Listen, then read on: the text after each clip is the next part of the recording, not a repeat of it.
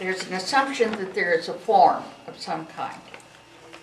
If there is, then there should be a mission statement or something that's underneath you that draws you all together. You have a common purpose.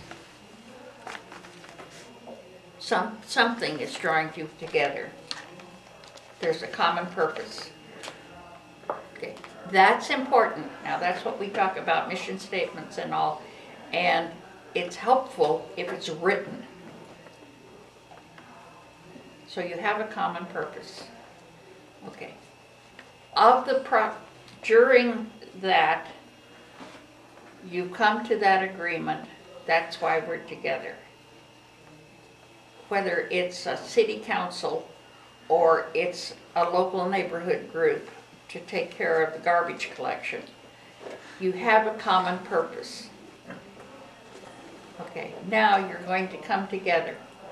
You need to have a common purpose, a common time of when you're going to meet, a place, everybody knows where it is. There's a very interesting thing that if you're in some groups, it used to be, if you were in some groups, you would change the place so that some people wouldn't get there. Now that does happen, not in a consensus group. So you have to have a time, a place, who's going to be there. That is, you have to let everyone who's supposed to be there get notified. All right? There has to be an agenda. The agenda has to be pretty specific. That means somebody was responsible for getting the agenda together.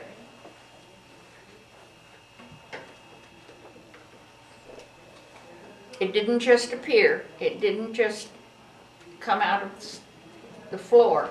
Someone had to be appointed, selected to bring an agenda together that is shared with the people who are going to come to the meeting.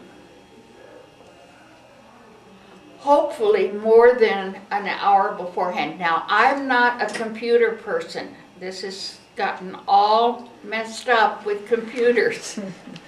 So I'm telling you what I know without computers. That means that they need to have at least several days' notice of when the meeting's going to be. So, you send out your agenda. You have the time and the place. You have a facilitator, someone who's been appointed ahead of time. So helpful to know who your facilitator is before the meeting. And you all arrive. Now, when you arrive, as a facilitator, what is the most important thing that you have to do as a facilitator? Now, this is not a participant. You're going to come as a participant. But as a facilitator, what is the first thing that you have to do? You have to get in the door. Now, maybe none of you have been in this position of where you've arrived and the caretaker of the building has not unlocked the building. And you're going to have 80 people arrive in another half hour.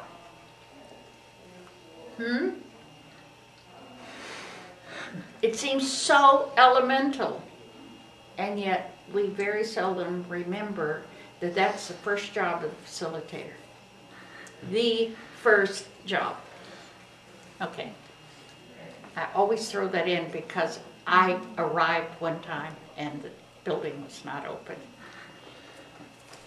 It took me half an hour to even find the person who I was going to have to get the key to come down to unlock the building. Hair racing. Okay, you're in the building, you're the facilitator, you've set up the place, it's all cool, you're greeting people, and everybody's there, and you're sitting around, and you're ready to go. We won't go through the whole coffee, tea, and me thing. It's important at that point that everybody agrees on the agenda. Now, you've all had the agenda ahead of time, right? But two people who were going to do presentations on the agenda, their car broke down. So you're not going to be able to do the agenda the way you put it out. The group has to agree to change the agenda. It's your agenda. Once it's approved, that's your contract between the facilitator and the group and each other. That's your contract. That's why you're there. That's what you're going to do. So usually, if you're meeting-wise, you know that the first item on your agenda is going to be simple, because you want something that's you're going to come to decision with easily, and everybody's energy's going to go up. Okay. It's too bad I didn't keep that. Meetings have a bell curve. Everybody knows what a bell curve is. Okay, your energy starts here. It builds, it goes up, and then it falls off. Now, take your heaviest item at that top point. Don't take it over here where the energy is going like this, or before you've built your energy up. Take it at the top point. If you've got two really serious questions that you have to deal with, take them on each side of a break. Take a break and take them on each side of that break, so that you're going to be moving the group consensually in their highest point of energy. You're not going to make them work when they're tired or before they've really gotten into the swing of things. All right? Everybody with me? Okay. If you want to,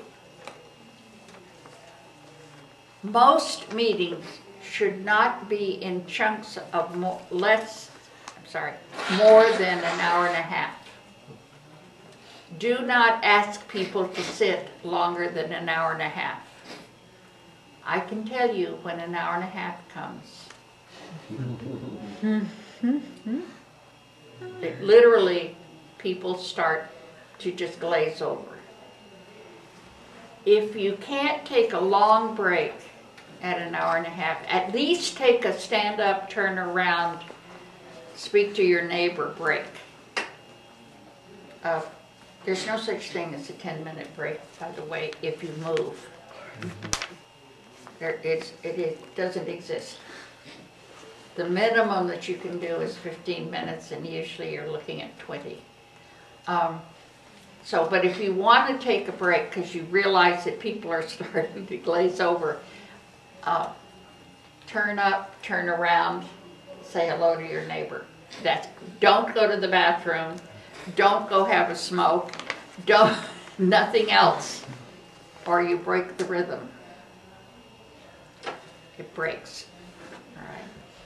Now remember, you're doing all of this stuff in order to build the mood to make your decision. This is all important stuff. So you may think it's miscellaneous, but it's not miscellaneous. Okay. So you've got your first item, and you have a presenter. Every item on your agenda has a presenter.